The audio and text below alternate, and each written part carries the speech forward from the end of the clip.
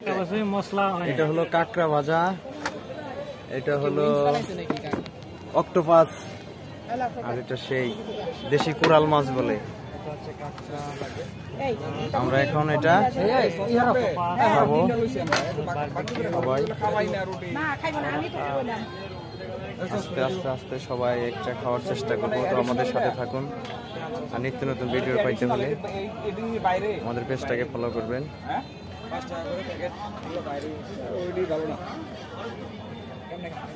দেখতে পাচ্ছেন সব।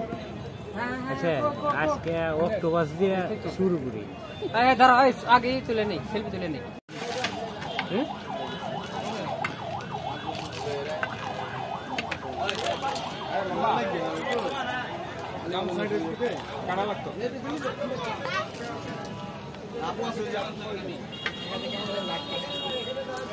লবণ দেয় না বেশি, সবগুলো লবণ বেশি।